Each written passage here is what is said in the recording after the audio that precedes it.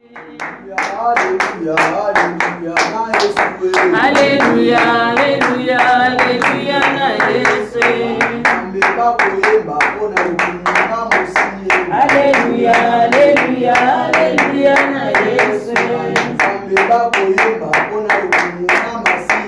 Alléluia, alléluia, alléluia, na Yesu. Alléluia, alléluia, alléluia. C'est comme l'huile qui coule sur la tête d'Aaron, qui descend sur les barbes. Père, que ton onction descend pendant ce message. Au nom de Jésus. Ouvre ma bouche, Père, que je parle juste de ta part et non selon ma volonté. Au nom de Jésus. Amen. Amen. Amen, amen. Amen. Est-ce que Amen. est-ce que Zana Motomoka Pambola Amen. Amen. Est-ce que Ezana Motomoka Pambola na mokolona lelo? Amen. Est-ce que Zana Motomoko Nzambe akangolie na mokolona lelo? Amen. Est-ce que Zana papa ou maman moko azu visitation na Nzambe na mokolona lelo? Amen. Oh, ce que azu visitation na Nzambe ndima amen. Amen, amen. Amen. Nazane sembo ya kutili matsuko kabula maluba na Nzambe liboso na bino. Lelo tuzo kabula maluba na Nzambe moko kitoko makasi. Alléluia. J'aime ça. C'est sur l'œuvre de la croix. Amen, amen. Amen. C'est sur l'œuvre de la croix. Amen, amen. Et lorsque je parle de l'œuvre de la croix, j'aime pas commencer directement comme ça. Simba source. Amen, amen. Alinaka ko simba source bisika makambo euta. Amen, amen. Makambo euta wati. Nakati ya jardin d'Eden. Amen, amen. Amen. Nzamba keli mokili. Nakokela keli mokili, akeli biloko nyonso akeli moto. Alobi na motasa nini a dominer. Apesi alobi na moto multipliez-vous. Apesi domination. Prévenez que Banyama moto apesi bango bakombo c'est l'homme. Amen, amen. Apesi moto domination. Na biloko nyonso ya mokili. Amen, amen.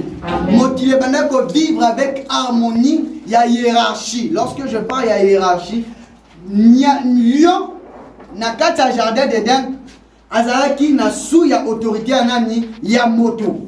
Amen, amen. Amen. Et tango Nzamba keli moto et ça là que moi si à se séparer tango motiena mobali ou ezali Adam bisika kenaki akieko kutana na Satan. Amen, amen. Rencontre na na Satan makambo Satan bana koloba na ye. C'était la vérité. Et ezalaki na sens amabe. On a ko pousser ye na kati na désobéissance. Amen, amen. So voilà, nous avons la parenthèse par là pour nous dire que la vérité misusu oyaka ko poussa na koloba liboso na yo. Amen, amen. Vérité misusu ba ko koloba na yo yo zui yango e be bisi motema na yo. Vérité misusu ba ko koloba na yo yo zui yango oyinya deux fois ndeko. Amen, amen. Méfions-nous tous au matin na biso to sanini. Alléluia. Amen. Ève azalaki séduit. Dernièrement, dans le baki par rapport à la séduction. Ève azalaki séduit par rapport à la parole, il y a séducteur. Séducteur ezali nani Satan. Amen, amen. Tango Ève yoki maloba Satan lobi asanini alimbuma. Tango alimbuma ki ekota mopanzi na vu que l'homme malgré taille nae, malgré autorité nae, malgré mbinga nae, azala toujours faible liboso à mwasi. Et au sala que Adam passanini à limbuma. Tant à limbuma, Zambé tant à poussani, a doit commis quoi accuser Zambé. Et ça, moi si au sanini. Amen, amen. Amen. D'accord, nous faisons la parenthèse, depuis ce jour-là, Nzambe na bolingo na ye pe na ngolu na ye apesa su moto moi cité. Alingaka motasa la choix na ye moko. Pourquoi? Parce que ceux qui appellent ceux qui moi ça on a bizarre le mabe okobanda ko accuser Nzambe. C'est mieux moko ça la choix moi sina yo moko. Tondi manani amen. Amen. Na mwani ba célibataire ba papa ba moninga. Amen, amen. Amen. Voilà place Makambeuta. À cause il y a désobéissance, tout le monde a que Adona va perdre d'autorité au Nzambe appelle ça qui va. Nzambe a quoi côté kabamo boité Seigneur qui a sokola bango se voilà à kataki. Mutu ya nyo autrement dit aboma qui a nyo pour que makila nyo et sopana pour la purification ya masumu pour que alongo la bango na kati na jardin d'Éden pour que batte la jardin d'Éden. Premier être vivant ya kokufa eza motote. Eza auto tozo kanisate to pe ezali agneau. Yende premier être vivant ya kokufa nzamba bomaki pour na ko purifier Adam na Ève na kati na jardin d'Éden. Amen amen. Amen. Abengani bango ati na chérubin. Amen amen. Nous savons l'histoire ya Sodome et Gomorrhe ndenge makambo komaki nzamba bomi mokili. Tango nzamba bomi mokili azwaki lisusu décision Yako boma mokili te alobi ke nakoki ko boma su mokili te. Amen amen. Amen. Tango mabe ekomi susu makasi na mokili a constater na mokili oyo Méchak aza lié na ba problème spirituel. Méchak aza lié na makambo songolo tope pakala. Apandisi ceinture nae. Parlement céleste et fandi. Les 4 êtres vivants. Les 24 vieillards. Les chérubins. Les séraphins, les anges. Alors, d'accord. Dossier Zalia. Dossier moi Zalinini. Alors, nabango. Nazol kamoto moko. Oya kondima. Ko kitanase. Ko koufe la bateau oyo. Tango lobi bongo. Amona akanza ki bampaka. Balina ko beta galomba kita. Bampaka bapesi moko. Amona les chérubins. Les chérubins bayoki loka bayoki te. Babeti dis. Basa lokola baskive maloba na nzambe. Alléluia. Atala ba séraphin pe abetika, ba chérubin également. Ba ange également. Amona kabwe. Yesu alobi tata. Ngana nzambe. Ko kita. Ko kufela. Bato oyo. Amen amen. Amen. Yesu azwa engagement ya ko kita na sena mo. Ye oyo ezalaki un être divin. Un être supérieur. Bible lobi alati zoto donc ami komisi moto. Amen amen. Amen. Alati enveloppe. Alléluia. Amen. Comment dit Bible? Ils ont papier, n'est-ce pas? Oui. Ils ont papier. Mais où est important dans la Bible, ils ont contenu dans un mot. Amen amen. Amen. Ils ont le col à Jésus. Dans votre loba, Jésus-Christ c'est la parole. Ça c'est la parole de Dieu. On le respecte parce que c'est la parole de Dieu. Papier haut, les anatinate. Mais ce qui est important, caractériser bon zambe na zambe, c'est le contenu qui est à l'intérieur. Et ça m'a commis où ils en katia maloba na zambe. Jésus-Christ a latin zoto. Ce voilà Bible na Jean chapitre 1, la parole s'est fait chair. Amen amen. Amen. Dans le latin zoto kitina c'est et ça l'émission nango. Je suis pas là na. Yaka jusqu'au survolé pour l'introduction. Amen amen. Amen. La parole s'est fait chair. Amen, amen. Amen. Je vois ezalaki nzambe. Alati nzoto ko ezalaki nzoto moko, je sais pas moi comment dire, par rapport à la supériorité naïe, juste pour sauver l'humanité. Amen, amen. Ayaka ki na mission naïe, asali mission naïe to ko sur le historique nanza, historique ya histoire wanate. Amen, amen. Très rapidement, ouais, si même na molimo nanzama ko ko jula biso na livre ya Jean chapitre 19. Jean chapitre 19, verset 30.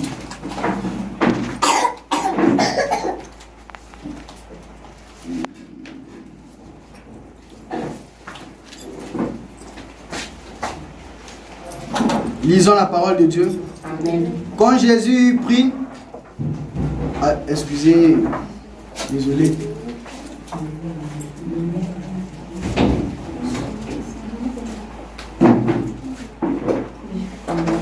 Quand Jésus prit le vinaigre, il dit, tout est accompli.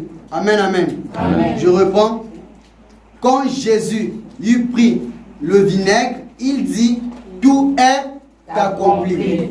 L'essentiel, c'est ça. Amen, amen. Amen. Tango Yesu a joué vinaigre, alors dit, tout est accompli. Tango Yesu a joué vinaigre, Alors, tout est accompli. Premièrement, et l'autre, donc, venu à Jésus na sena mo pona ko sauver l'humanité ezali bolingo ya nzambe epai na biso ba humain. Amen, amen. Amen. Jésus Christ abanda kotalisa que alingi biso eloko ya liboso. Amen, amen. Amen. Abanda kotalisa que ye alingi biso. Ya mibale œuvre ya la croix ezalaki œuvre ezalaki pona rachat. Amen, amen. Amen. C'est la raison pour laquelle tant que Jésus-Christ a dit tout est accompli, vous savez ce qui s'est passé? Jésus-Christ a demandé que joie masumu ya humanité. Nous savons tant que télécharger que l'oko. Ce qui est l'oko commis à 100% et signalé que non. À deux fois ça la flèche ya bouilli. À deux fois ça la OK, à deux fois ça téléchargement effectué. N'est-ce pas? C'est ce qui s'est passé. Jésus sur la croix, tant que tout est accompli, c'est-à-dire il portait le péché de l'humanité. Sauf que Tali, ils étaient n'est-ce pas? Et ça représentait 4 coins du monde. Nord, sud, ouest, est. Amen, amen. Ba péché batabozoya kaya batabozoya kaya batabozoya kaya batabozoya. Azwa ki yango nyonso, tango sozu yango nyonso, et comme na phase moko et que téléchargement est commis à 100%. Jésus-Christ a dit tout est accompli. Pourquoi? Parce que téléchargement, il y a télécharger, pas problème. Masumu, malédiction, et libota nzambe et azwa ki yango nyonso. Amema ki yango nyonso. Azwa ki charge à humanité nyonso. Ce voilà, il pouvait dire tout est accompli. L'impact que tout est accompli, c'était la rédemption. Or, la rédemption, c'est le rachat. Or, le rachat, il y a Kosomba et l'autre est déjà batekaki. Amen, amen. Prenons l'exemple. N'a eu téléphone. N'a tekeli, maman Chantal. Amen, amen. Est-ce que tu veux comprendre? La dit que maman Chantal a besoin de sur téléphone. On veut qu'il y ait qui téléphone en Ghana Sombaki.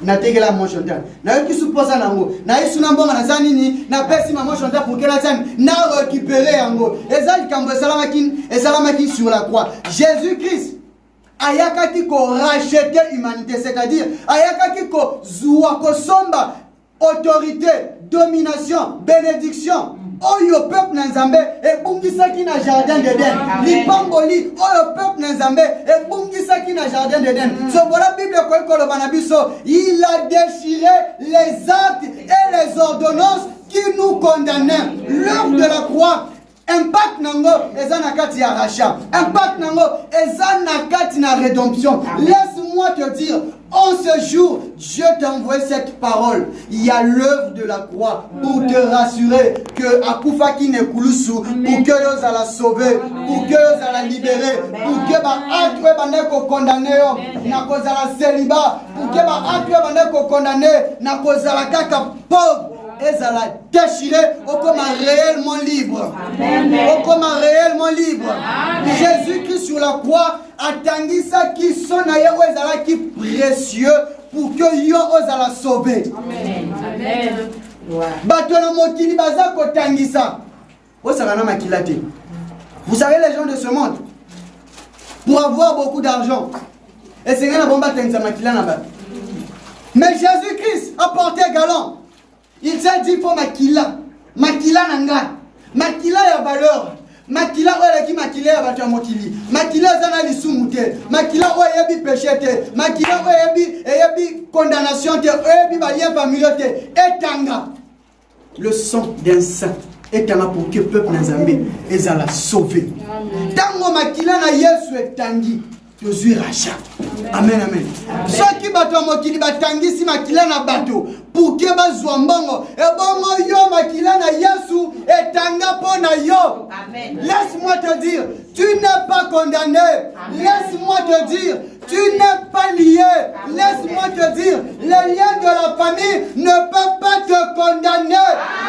Si tu reconnais que Jésus-Christ était mort sur la croix à cause de toi, tu n'es plus condamné. Ce qui te lie, c'est le fait de dire dire que non, je suis condamné, les liens de mes familles me condamnent. Laisse-moi te dire, les liens de ta famille ne peuvent pas te condamner parce que Jésus est mort sur la croix pour toi. Jésus a dit que personne ne capable de yo. Amen, amen. Amen. Valeur à Jésus n'a mis sur l'ensemble. Bible le dit, c'est le Fils unique. Amen, amen. Amen. Je suis le fils unique de mon père et de ma mère parce que na bota mana kata bana basi na mobali moko. Amen, amen. Maman nanga ko kontina ba je na pona moina ngate. Papa nanga peka malo bani nazaka na mwa mobali moko apesa na mwa mobali mosuti. So e pa na zambe pe eza lolenge moko. Lolenge nzamba tiki kaka mwana na ye moko akufa.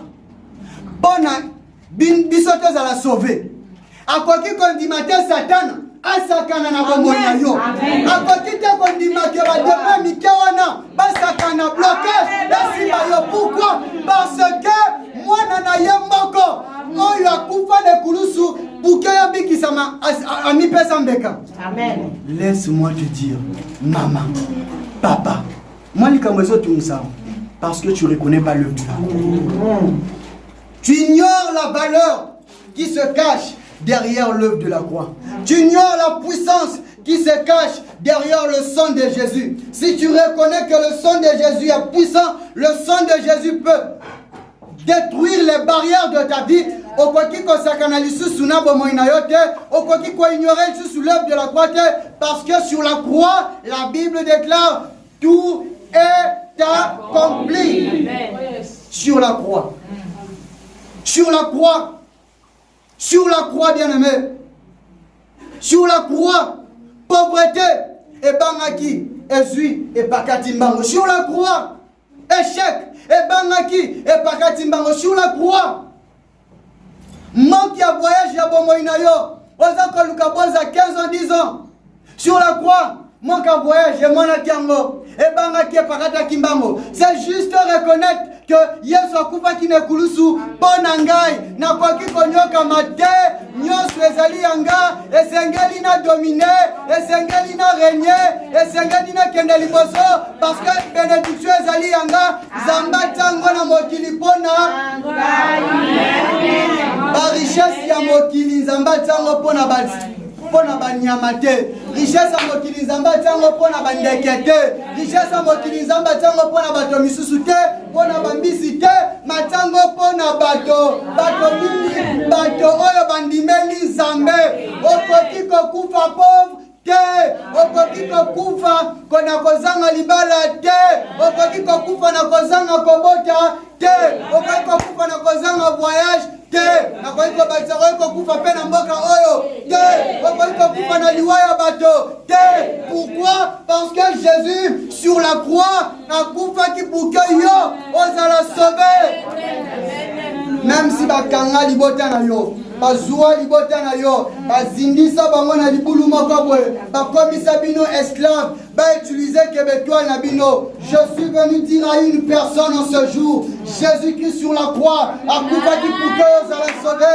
Jésus-Christ sur la croix akufaki pour que libota na yo etangolama. Laisse-moi te dire aujourd'hui ozozwa délivrance na yo aujourd'hui ozozwa délivrance na yo na nkolo balisusu olinga te ozozwa délivrance na na yo balinga na bango balinga te tu seras délivré et rends le salut. Oyokuta mana parole à l'œuvre de la croix. Laisse-moi te dire, je me lève aujourd'hui et je déclare sous l'onction de mon père Lufungu aujourd'hui ozozwa délivrance ya bomo inayo. Aujourd'hui bato baloba okolata alliance te. Alliance ekota na loboko. Amen. Bato baloba okosimba ba million te. Ba million kota na maboko na simba kota. Bato baloba okotonga te. Oh nazoloba na kombo na Yesu. Zambe soki ozanzambe oyo noraka maloba basali na yo. La Bible déclare au Diola Kamaloba na yote tika yo diolaka maloba na yo te honoraka maloba ya basali na yo Zambe na bonde yo ce jour honore maloba na ngai oyo ezalaki possible koma possible oyo ezalaki impossible koma possible oyo ezalaki difficile yaka oyo ebandaki kosimba te simba au nom de Jésus oyo ebandaki koretarde bomoi na yo simba yango na maboko simba yango na maboko simba yango na maboko na nde ya rekolte oyo nyonso oza koluka epesamela yo au nom de Jésus soki namoni nguya na Nzambe